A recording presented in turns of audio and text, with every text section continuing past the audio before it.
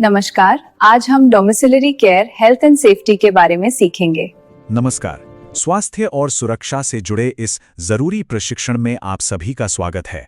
ये ट्रेनिंग खास तौर पर यूके में काम कर रहे केयर वर्कर्स और केयर सपोर्ट वर्कर्स के लिए तैयार की गई है। इसमें हम कुछ बहुत ही अहम स्किल्स पर बात करेंगे जो आपको और जिनकी आप देखभाल करते हैं उन्हें सुरक्षित रखने में बहुत मदद करेंगी। तो आज के सेशन में हम 4 मुख्य हिस्सों पर गौर करेंगे। पहला, सुरक्षा से जुड़ी हमारी खास जिम्मेदारियां क्या हैं। दूसरा, आग लगने जैसी स्थिति में क्या करना चाहिए। तीसरा, प्राथमिक चिकित्सा यानी फर्स्ट एड के वो जरूरी स्टेप्स जो किसी की जान बचा सकते हैं। और आखिर में इन सब बातों को हम एक बार फिर से दोहराएंगे। ठीक है, तो चलिए पहले भाग से शुरुआत करते हैं। सुरक्षा। देखिए, ये सिर्फ कुछ नियमों की लिस्ट नहीं है, बल्कि हमारे काम की बुनियाद है। इसका सीधा सा मकसद ये पक्का करना है कि दिन के आखिर में हर कोई सही सलामत हो। एक केयर वर्कर होने के नाते हमारी सबसे बड़ी जिम्मेदारियों में से एक ये है कि हम हर किसी के स्वास्थ्य, सुरक्षा और वेलबींग का ध्यान रखें। ये हमारे काम का एक बेहद जरूरी पहलू है।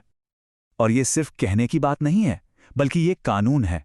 इन सभी जिम्मेदारियों को ऑफिशियल नियमों में रखा गया है, जिन्हें लेजिस्लेशन कहा जाता है। तो ये लेजिस्लेशन आखिर है क्या? आसान शब्दों में कहें तो ये सरकार के बनाए हुए वो नियम और कानून हैं जो हमें किसी भी तरह के नुकसान या बीमारी से बचाने के लिए हैं। इन्हें हम सबके लिए एक सुरक्षा कवच की तरह समझ सकते हैं। और यहाँ सबसे जरूरी बात यह है कि इस काम में आंखें और कान हमेशा खुले रखने होते हैं। अगर कभी भी कुछ ऐसा दिखे जो सुरक्षित न लगे, मान लीजिए कहीं फर्श गीला है या कोई तार ढीला पड़ा है, तो उसे नज़रअंदाज नहीं करना है। अपने वर्कप्लेस की पॉलिसी के मुताबिक इसकी जानकारी फौरन देना, ये हम सबकी जिम्मेदारी है। चलिए अब एक ऐसे खास खतरे पर बात करते हैं जिसमें फौरन एक्शन लेने की जरूरत होती है। आग। ये जानना कि आग लगने पर क्या करना है जिंदगियां बचा सकता है। तो आइए फायर सेफ्टी के बारे में जानते हैं। फायर सेफ्टी को समझने की शुरुआत होती है फायर ट्रायंगल से। ये बहुत ही सिंपल है। आग लगने के लिए 3 चीजें एक साथ चाहिए होती हैं: गर्मी, ईंधन और ऑक्सीजन। अगर इनमें से एक भी चीज हटा दी जाए तो आग लग ही नहीं सकती।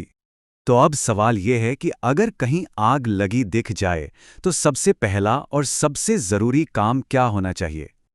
देखिए, पहला नियम है, हीरो बनने की कोशिश बिल्कुल नहीं करनी है। सबसे पहला और सबसे जरूरी काम है अलार्म बजाना। ये जो लाल रंग का बॉक्स दिख रहा है, जिसे कॉल पॉइंट कहते हैं, इसे एक्टिवेट कर देना है। इससे बिल्डिंग में मौजूद हर किसी को तुरंत खतरे का पता चल जाएगा। अलार्म बजने के बाद अगली प्राथमिकता है हर किसी को सुरक्षित बाहर निकालना। घबराना बिल्कुल नहीं है। शांति से लोगों को सबसे नजदीकी इमरजेंसी एग्जिट की तरफ ले जाने में मदद करनी है। बस उन हरे रंग के निशानों को फॉलो करना है। आगे बढ़ते हैं मेडिकल इमरजेंसी पर। जब कोई अचानक घायल हो जाए या बीमार पड़ जाए तो उस वक्त उठाए गए शुरुआती कदम बहुत बड़ा फर्क डाल सकते हैं। इसे हम प्राइमरी सर्वे कहते हैं, यानी हालात को समझने के लिए उठाए गए पहले कदम। इसके लिए डॉक्टर होने की जरूरत नहीं है, लेकिन फर्स्ट एड की थोड़ी सी बेसिक जानकारी होना भी एम्बुलेंस आने से पहले के उन कीमती मिनटों में बहुत मायने रखता है। हमारी तैयारी किसी की जान बचा सकती है। तो शुरुआत कहां से करें? सबसे पहली चीज, रुक कर आसपास देखना है। क्या वहां कोई फौरी खतरा है, जैसे कि ट्रैफिक, कोई बिजली का तार या कुछ और, जो मदद करने वाले को भी मुश्किल में डाल सकता है? सबसे पहले अपनी सुरक्षा जरूरी है। जब यह पक्का हो जाए कि जगह सुरक्षित है, तब यह देखना है कि वो व्यक्ति होश में है या नहीं। उनके कंधे को हल्के से हिलाकर जोर से पूछें, क्या आप मुझे सुन सकते हैं? या अपनी आंखें खोलिए। देखिए कोई जवाब मिलता है या नहीं। अगर कोई जवाब नहीं मिलता तो ये गंभीर बात है। अगला बहुत जरूरी कदम है उनके एयरवे यानी सांस की नली को चेक करना। जब कोई बेहोश होता है तो अक्सर उनकी जुबान पीछे गिरकर सांस का रास्ता रोक सकती है। उनके सर को हल्के से पीछे की ओर झुकाने से सांस की नली खुल जाती है। प्राइमरी सर्वे के बाद हो सकता है कि किसी खास चोट का इलाज करना पड़े। चलिए एक आम चोट को देखते हैं, जलना। इसमें यह जानना जितना जरूरी है कि क्या करना है, उतना ही जरूरी यह भी है कि क्या नहीं करना है। अब जरा इस स्लाइड को ध्यान से देखिए, ये बहुत जरूरी है। ये वो चीजें हैं जो जलने पर कभी नहीं करनी चाहिए, जैसे छालों को फोड़ना, चिपके हुए कपड़ों को खींचकर निकालना या उस पर कोई क्रीम या लोशन लगाना। ये सब चीजें असल में ज्यादा नुकसान पहुंचा सकती हैं। तो फिर सही तरीका क्या है? ये स्लाइड बिल्कुल साफ बताती है। पहला काम, जले हुए हिस्से को कम से कम 20 मिनट तक ठंडे बहते हुए पानी के नीचे रखना है। दूसरा, फौरन मदद के लिए कॉल करना है। और तीसरा, उसे किसी ढीली चीज जैसे क्लिंग फिल्म या साफ प्लास्टिक बैग से ढक देना है।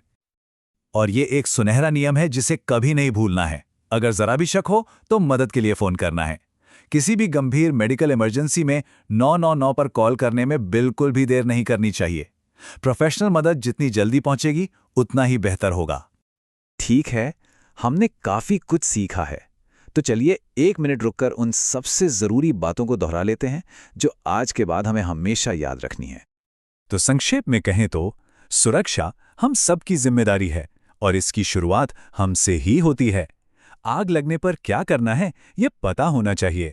फर्स्ट एड की बेसिक बातें याद रखें, खतरा होश में है या नहीं, और सांस की नली, और सबसे अहम, अगर कुछ भी गलत दिखे तो उसके बारे में जरूर बताएं। और इसी के साथ हम इस ट्रेनिंग के आखिर में आ गए हैं। हमारे साथ जुड़ने के लिए बहुत बहुत धन्यवाद। हमें उम्मीद है कि ये जानकारी आपके काम आएगी।